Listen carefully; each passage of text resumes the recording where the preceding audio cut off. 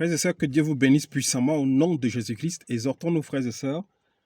Seigneur Jésus-Christ, viens nous édifier par ta parole, viens nous éclairer, viens nous délivrer des hérésies et de tout ce qui s'est dit et qui s'est fait, qui ne glorifie pas et ne confesse pas ton nom, au nom de Jésus-Christ. Amen. Frères et sœurs, édifions-nous par rapport au bain de sel que les gens utilisent. On demande aux gens de se laver avec du sel pour se sanctifier, pour se purifier. Frères et sœurs, le sel ne peut pas te purifier. Élisée avait purifié le Jourdain avec du sel. Il est vrai. Et frères et sœurs, tout ce qui se faisait dans la loi était une préfiguration. La Bible déclare que Moïse nous a apporté la loi, mais le Seigneur Jésus-Christ nous a apporté la grâce et la vérité. Frères et sœurs, tout ce qui se faisait dans le temps était l'ombre des choses à venir. Nous sommes dans la vérité. Nous sommes dans la justice. Nous sommes dans le vrai. Parce que le Seigneur Jésus-Christ nous a conduits vers le véritable Dieu. Alors, cessez de faire des pratiques obscures. Élisée avait sanctifié le Jourdain avec du sel parce qu'il n'y avait pas encore le sang de Jésus-Christ pour purifier, pour sanctifier le Jourdain. Le Seigneur Jésus-Christ n'était pas encore là. Alors, il fallait utiliser le sel par la puissance de la foi qu'il avait à son Dieu. Il a sanctifié le Jourdain. Mais aujourd'hui, ceux qui continuent à pratiquer les œuvres de la loi, la Bible dit qu'ils sont sous la malédiction. Alors, il faut que vous sachiez que ces bains qu'on vous demande de faire, soit avec le lait pour vous sanctifier, pour vous purifier, c'est des bains mystiques.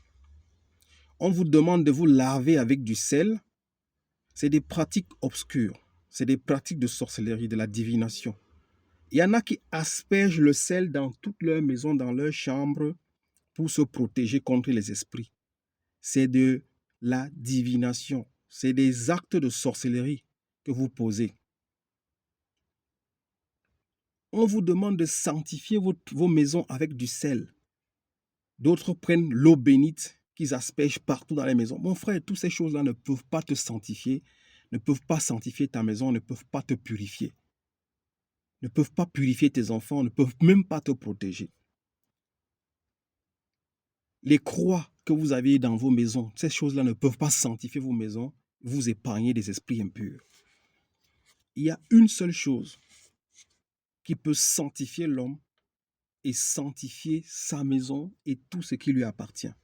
La Bible déclare que sans effusion de sang, il n'y a pas de pardon. Frères et sœurs, ces hommes qui vous conduisent vers des pratiques obscures veulent vous conduire dans l'obscurité et afin que vous soyez encore plus maudits.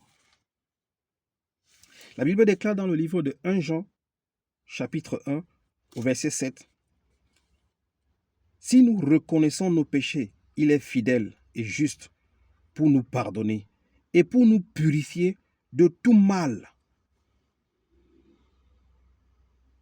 Si nous reconnaissons nos péchés,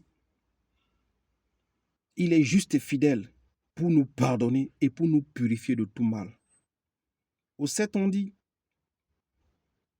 au 8, on dit, si nous disons que nous n'avions pas de péché, nous nous trompons nous-mêmes et la vérité n'est pas en nous. Au 7, on dit, mais si nous marchons dans la lumière, tout comme Dieu lui-même est dans la lumière, nous sommes en communion les uns les autres et le sang de Jésus-Christ, son Fils, nous purifie de tout péché. Voilà le détergent spirituel qui peut te purifier de toute chose et de tout péché. Toi qui es maudit, toi qui vis les malédictions, les malchances, toi qui as les mauvais sorts, qui veut se sanctifier, qui veut se purifier. Mon frère, ma soeur, il n'y a qu'une seule chose que tu dois faire. Il n'y a pas deux choses. Je veux te montrer, au lieu de pratiquer les œuvres obscures des ténèbres, ceux qui te conseillent de te laver avec du sel, de purifier ta maison avec du sel, d'asperger ta maison avec l'eau bénite, de prendre les cendres, mettre sur ton front. Mon frère, Va lire Nombre 19.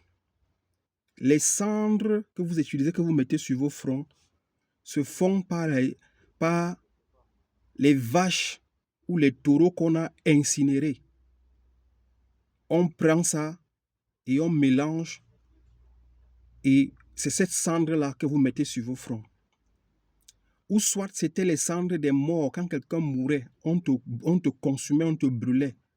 Et cette même cendre, on l'utilisait pour sanctifier quelqu'un qui était impur. Allez lire Nombre 19 pour voir d'où viennent ces cendres que vous utilisez, vous mettez sur vos fronts. Normalement, celui qui touche une cendre est impur. Il ne fallait même pas toucher, même l'eau sanctifiée qu'on utilisait dans le temps. On utilisait avec l'eau des cadavres pour sanctifier celui qui a touché un cadavre. Allez lire Nombre 19, ça va vous éclairer. L'eau bénite que vous utilisez là, c'était une eau pour purifier quelqu'un qui avait touché un mort. Et pour composer cette eau, on la composait avec le corps d'un mort qu'on incinérait, ou bien le cadavre d'un animal qu'on incinérait, et on prenait ça pour mélanger, pour faire l'eau purifiée. Allez lire Nombre 19, ça va vous éclairer sur les cendres que vous utilisez et les eaux bénites que vous utilisez. On ne touchait même pas cette eau bénite avec la main. Si tu touchais cette eau, tu devenais impur. On prenait l'hysope pour sanctifier la personne qui avait touché le cadavre. Et vous prenez les cendres, vous mettez sur vous. Frères et sœurs, que Dieu vous délivre.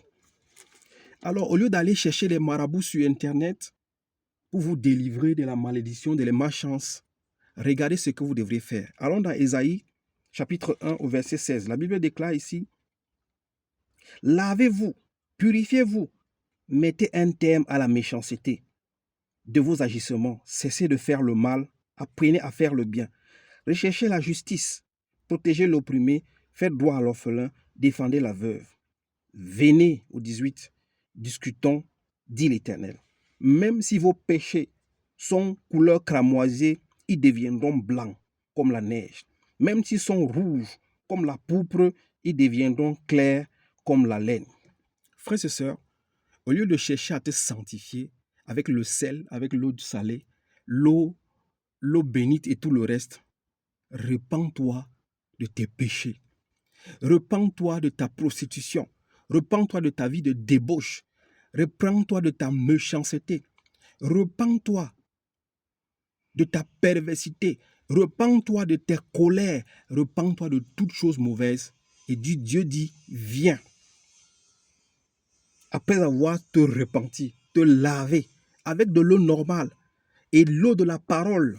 Cette eau de la parole de Dieu est une eau pure qui sanctifie et qui purifie.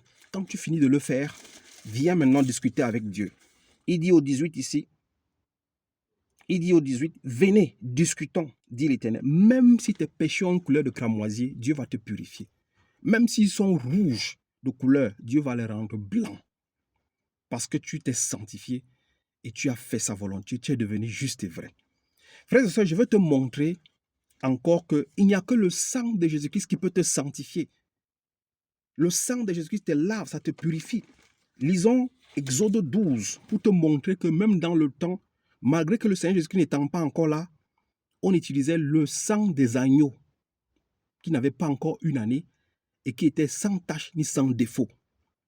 C'était la préfiguration du sang de Jésus-Christ qui devait venir après son sacrifice. Exode chapitre 12 au verset 13. La Bible nous dit ici, Exode chapitre 12, pour vous, en revanche, le sang servira de signe sur les maisons où vous vous trouverez. Je verrai le sang et je passerai par-dessus. Il n'y aura pas de fléau qui vous détruira quand je frapperai l'Égypte. Je peux confirmer ça aussi au 22. Il dit au 22 ici, vous prendrez ensuite le bouquet de branches d'hysope. Vous le tremperez dans le bassin contenant le sang de l'animal et vous toucherez les linteaux, les 2 poteaux de la porte avec le sang. Aucun de vous ne sortira de la maison jusqu'au matin. Au 23, il dit, quand l'Éternel passera pour frapper l'Égypte et qu'il verra le sang sur les linteaux et sur les 2 poteaux, il passera par-dessus la porte et il ne permettra pas aux destructeurs d'entrer dans vos maisons. Si tu ne veux pas que le destructeur entre dans ta maison, la première des choses, purifie-toi, lave-toi avec la parole de Dieu. Après avoir été lavé par la parole de Dieu, commence à faire du bien. Fuis tes péchés, la débauche, la masturbation, les maris d'autrui, l'adultère, la fornication, l'impudicité, le vol, la méchanceté, la perversité. Abandonne tout cela. Quand tu as fini, viens maintenant discuter avec l'Éternel. Même si tes péchés ont quelle couleur, il va les rendre, il va te blanchir, il va te sanctifier, il va te purifier par le sang de Jésus-Christ. Et si tu veux protéger ta maison, mon frère, ma soeur, si tu invoques le sang de Jésus-Christ, tu couvres les portes, les fenêtres, les murs, le sol, le toit de ta maison avec le sang de Jésus-Christ. Tu veux sanctifier tes enfants, c'est avec le sang de Jésus-Christ. Et si tu ne veux pas que les démons, après t'être sanctifié, entrent dans ta maison pour faire de ta maison un terrain de jeu, mon frère, ma soeur, tu dois sanctifier ta maison avec le sang de Jésus-Christ quand tu dors la nuit, le jour, à tout moment, afin que le destructeur et ses agents ne puissent pas y entrer. Que Dieu vous bénisse, qu'il vous délivre. Le seul sang qui crie plus que le sang d'Abel, c'est le sang de Jésus-Christ. Et c'est ce sang qui nous sanctifie, et non le sel, et non les eaux bénites. Que Dieu vous bénisse au nom de Jésus-Christ. Amen.